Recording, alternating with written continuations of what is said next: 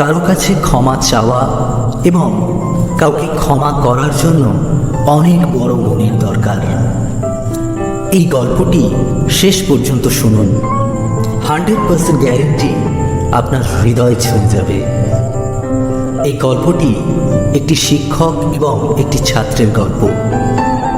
দিনটা ছিল কলেজের এক্সামের দিন।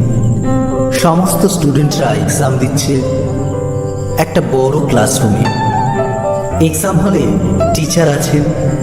একটি এক্সামের পর 5 মিনিটের বিরতি, তারপর আবার এক্সাম শুরু। সমস্ত স্টুডেন্টরা এক্সাম দিচ্ছে। সেই সময় একটি স্টুডেন্ট হঠাৎ উঠে দাঁড়িয়ে বলল, স্যার, আমার ঘড়িটা খুঁজে পাচ্ছি না, খুব দামি ঘড়ি ছিল ওটা। ওই শিক্ষক বুঝতে পারেন যে এই ক্লাস থেকে না কেউ বাইরে গেছে, না তো কেউ বাইরে থেকে ভিতরে এসেছে।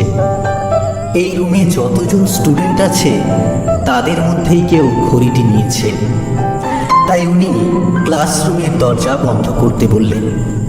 তো যে ওই ঘড়িটি চুরি করেছিল সে মনে মনে খুব টেনশন পড়ে যায়। এটাই স্বাভাবিক। ওই পরিস্থিতিতে যেই হোক, আপনি আমি যেই থাকতো সেই টেনশনে পড়ে যেত। তো ওই স্টুডেন্টের অবস্থা তো খুবই খারাপ। সে মনে মনে ভাবছিল সুইসাইড করে নেব, কারণ ধরা পড়ে গেলে খুব খারাপ অবস্থা হবে। তো ওই শিক্ষক করলেন কি, সমস্ত স্টুডেন্টদের চোখে কালো কাপড় বেঁধে দিলেন। সকলের চোখে কাপড় বাঁধার পর উনি প্রত্যেককে চেক করতে শুরু করলেন। চেক করতে করতে একজনের পকেটে ওই ঘড়িটি পেলেন। ঘড়িটি পাওয়ার পর এটি যে স্টুডেন্টের ঘড়ি ছিল তার পকেটে রেখে দিলেন। এরপর প্রত্যেককে বললেন, তোমাদের চোখের কাপড় খুলে দাও। যে ঘড়িটি চুরি করেছিল সে মনে মনে খুব খুশি হয়ে যায়। সে ভাবতে থাকে, কত মহান আমাদের এই শিক্ষক। আমি ভাবিনি যে এরকম কিছু হবে। তার তো জীবনই বদলে গেল। একটু আগেই সে সুইসাইড করার কথা ভাবছিল। সে বাড়ি যায়। বাড়িতে ফিরেও তার অসাধারণ একটা অনুভূতি হয়। তার জীবনে সব কিছু বদলে যেতে লাগলো। সে সম্পূর্ণ পজিটিভ ভাবতে থাকে। সে ভাবল, জীবনে কিছু করে দেখাতেই হবে। এটাই আমার জীবনের সবচেয়ে বড় সুযোগ। স্বয়ং ভগবান আমাকে এই সুযোগ দিয়েছেন। সে খুব পরিশ্রম করতে থাকে। লেখাপড়া করা এবং অন্যান্য সমস্ত দিকে সে পরিশ্রম করতে থাকে। কয়েক বছরের মধ্যেই সেই ছেলেটি একজন বড় বিজনেসম্যান হয়ে যায়। এরপর একদিন সেই কলেজে, অর্থাৎ যে কলেজে ওই স্টুডেন্ট পড়াশোনা করেছে, সেই কলেজের একটি বড় অনুষ্ঠানে প্রধান অতিথি হিসাবে উপস্থিত হয় ওই স্টুডেন্টটি। তো সে এসে আগে ওই প্রফেসরের কাছে গিয়ে তাকে প্রণাম করে এবং বলে, স্যার, আমি সেই স্টুডেন্ট যে সেদিন ঘড়িটি চুরি করেছিল, আর আপনি আমার জীবন বাঁচিয়েছিলেন।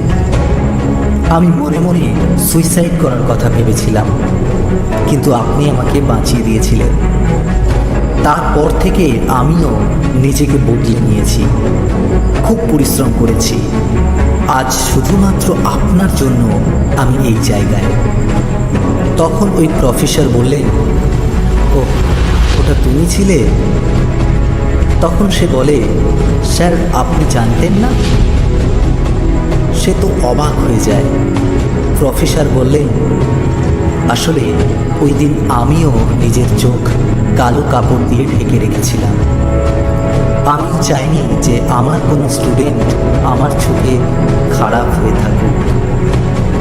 এই জন্যই আমি সবার চোখে কাপড় বেঁধে দেওয়ার পর নিজের চোখেও কাপড় বেঁধে নিয়েছিলাম। ওই স্টুডেন্ট এই কথা শুনে সেই শিক্ষকের চরণে আবার মাথা নত করল এবং তার চোখে জল এসে গেল। সে ওই শিক্ষককে জড়িয়ে ধরে খুব কাঁদতে থাকে এবং বলে, আপনি তো সাক্ষাৎ ভগবান। এই গল্পটি এতটাই সুন্দর যে নিজেরাই বুঝতে পারছি।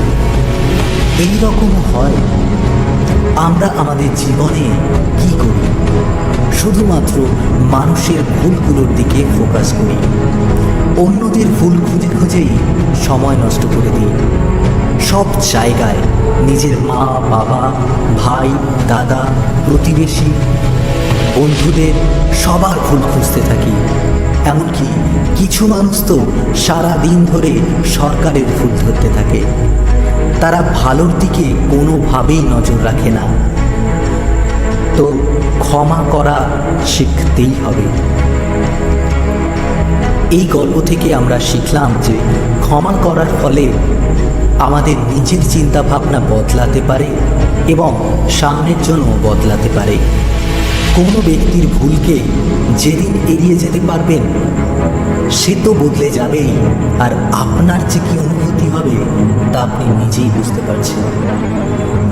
এই ছোট গল্পটি অনেক কিছু শিখিয়ে দিল। গল্পটি কেমন লাগলো অবশ্যই কমেন্ট করে জানাবেন।